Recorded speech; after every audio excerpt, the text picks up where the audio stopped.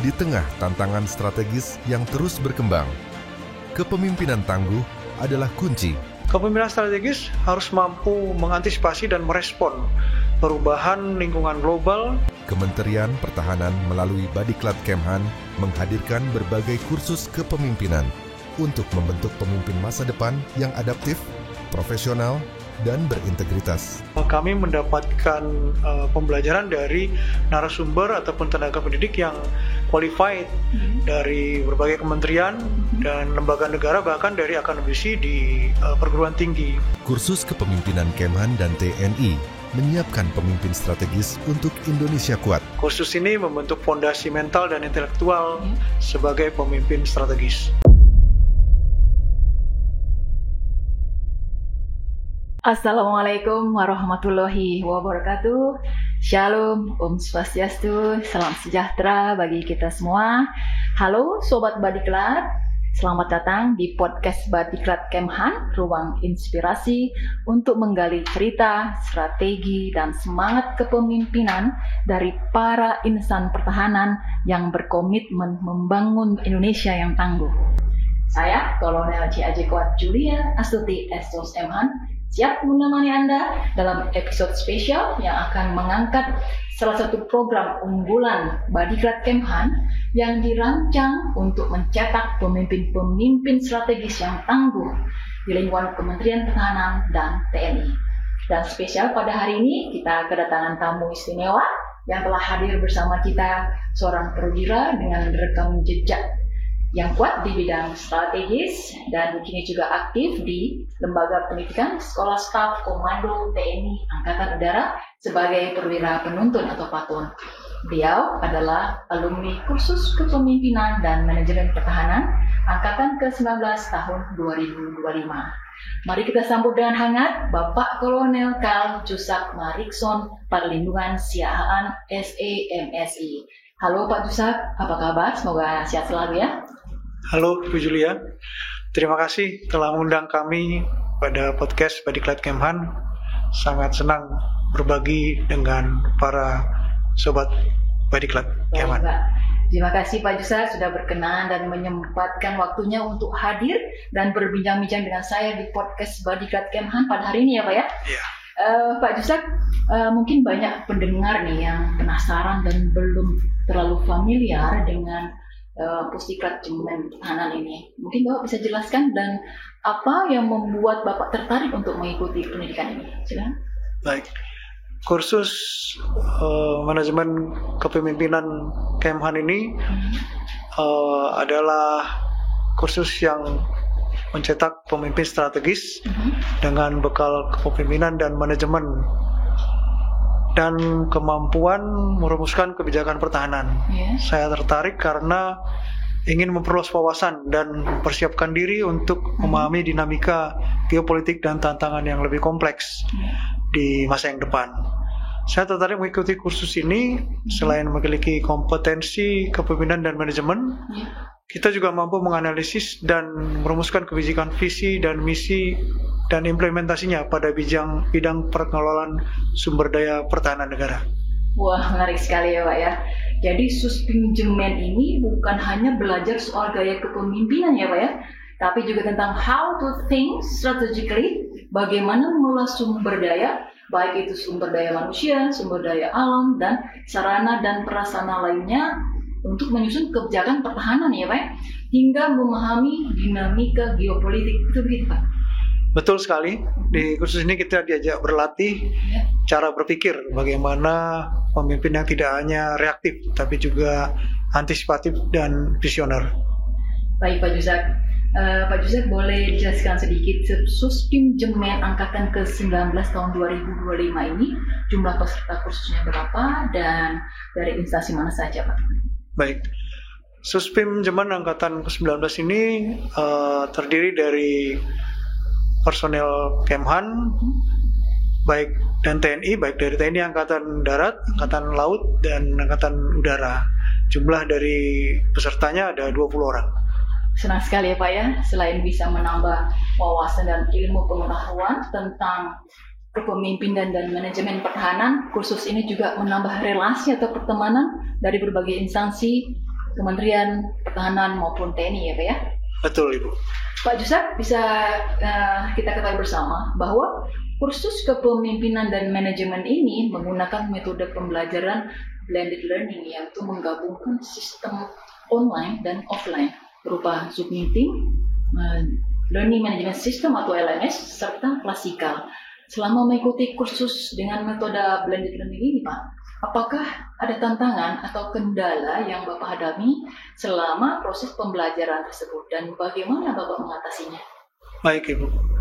Menurut kami sistem pembelajaran blended learning ini sangat baik di tengah perkembangan teknologi karena sistem ini memberikan fleksibilitas tempat belajar, memberikan aksesibilitas sistem pembelajaran dan meningkatkan kemampuan siswa dalam bidang teknologi.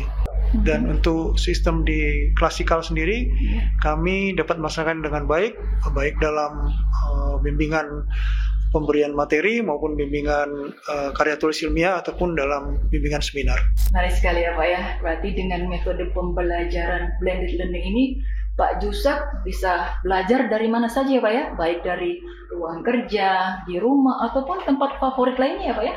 Betul Ibu. Peserta khusus bisa belajar di mana saja dengan lebih fleksibel. Baik Pak Jusap, boleh diceritakan sedikit Pak, untuk penugasan Learning Management System atau LMS ini dikerjakan dalam bentuk apa dan bagaimana mekanisme pengerjaan tugasnya Pak? Baik, penugasan Learning Management System atau LMS adalah penugasan dalam bentuk pembuatan esai bagi studi kasus dan resume bagi materi yang sifatnya bidang studi dasar. Mekanisme pekerjaannya dilaksanakan setelah pemberian materi oleh narasumber dan kemudian diupload melalui link Google Drive yang telah disiapkan oleh Ofsjar dari Pusdiklat Kemenhan. Bagaimana dengan metode pembelajaran diskusinya Pak? Apakah topik diskusi dari setiap materi relevan dengan perkembangan situasi saat ini dan menarik untuk dibahas? Oh, sangat relevan Ibu. Pembelajaran diskusi dilaksanakan dengan diskusi kelompok dan diskusi antar kelompok. Setiap materi bidang studi yang telah diajarkan lalu dibahas melalui diskusi. Materi yang diberikan melalui studi kasus tentang hot issue ataupun peristiwa yang sedang terjadi, baik di tingkat nasional ataupun regional dan bahkan global. Wah, luar biasa sekali. Kelihatannya topik diskusinya cukup menarik untuk dibahas dan didiskusikan dengan rekan siswa lainnya Pak ya. Sepertinya saya juga tertarik nih Pak untuk mengikuti kursus ini nantinya.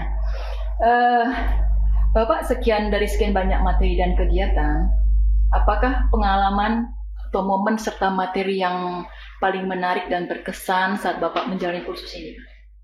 Baik, pengalaman atau momen yang berkesan selama Suspim Jemen ini tentunya adalah selama dalam proses pengajaran, di mana kami mendapatkan pembelajaran dari narasumber ataupun tenaga pendidik yang qualified dari berbagai kementerian dan lembaga negara, bahkan dari akademisi di perguruan tinggi. Beberapa contoh seperti dari Kementerian Pertahanan sendiri, Kementerian Luar Negeri, Kementerian Pan-RB, dari Lembaga Ketahanan Nasional, dari Lembaga Administrasi Negara, dan dari Universitas Indonesia. Materi yang berkesan bagi saya adalah materi kepemimpinan strategis dalam melaksanakan kebijakan umum pertahanan negara, karena di mana peserta bisa mendapatkan pemahaman leadership dan wawasan yang luas dan komprehensif tentang bagaimana menjadi pimpinan dalam melaksanakan kebijakan umum pertahanan negara atau Jakumhanap.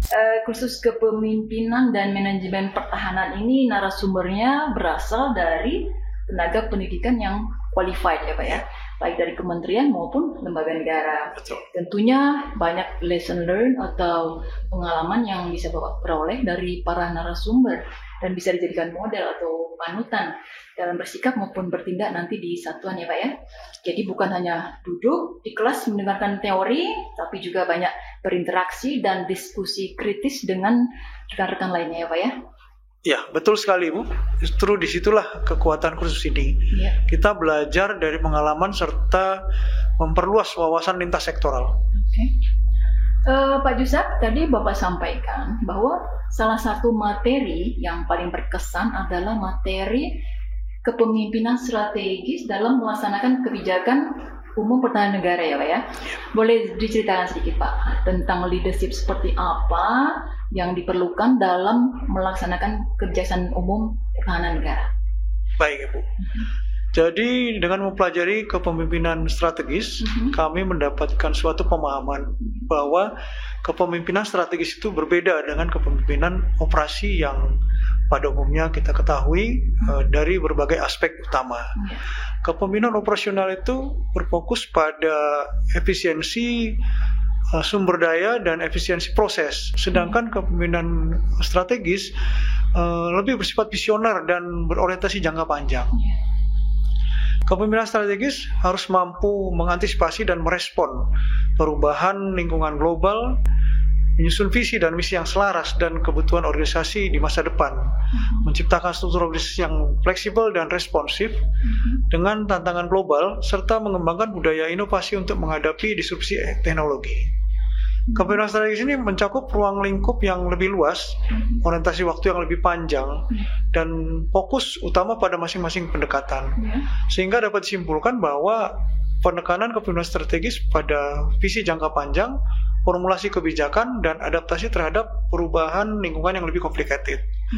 Kepemimpinan strategis ini sangat diperlukan dalam melaksanakan kebijakan umum pertahanan negara, baik dalam kebijakan pembangunan pertahanan negara, kebijakan pembinaan kemampuan pertahanan negara, kebijakan penggunaan dan pengerahan pertahanan negara yang dikemas dalam kebijakan regulasi pertahanan negara, didukung dengan kebijakan keuangan pertahanan negara, dan tentunya dipantau melalui kebijakan pengawasan pertahanan udara negara. Luar biasa Pak Yusak.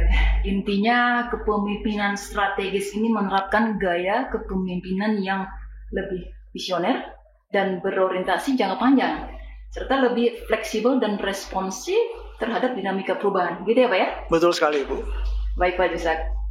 Setelah mengikuti kursus ini Pak, kira-kira apa perubahan paling signifikan yang Bapak rasakan dalam menjalankan tugas atau memimpin sebuah tim Pak?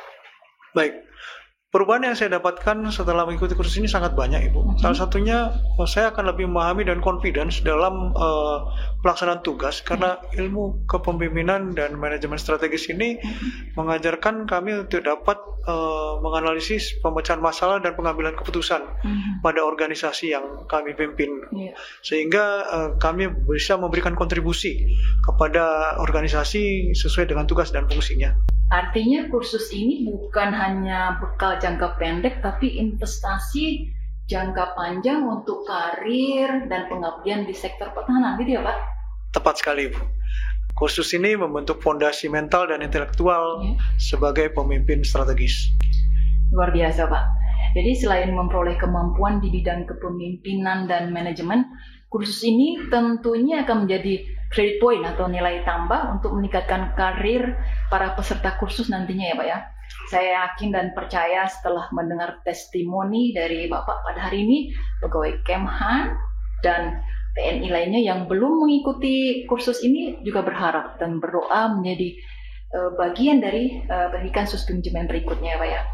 Kira-kira apa tips atau pesan yang ingin Bapak sampaikan agar mereka bisa sukses dan mendapatkan manfaat yang lebih maksimal, Pak? Baik, saya menyarankan bagi rekan-rekan perwira untuk mengikuti suspinjemen ini sebagai bekal kepemimpinan dan manajemen strategis tingkat nasional, sehingga dapat menjadi pemimpin yang berwawasan luas dan memberikan solusi dalam organisasi bagi bangsa dan negara, khususnya di bidang pertahanan negara.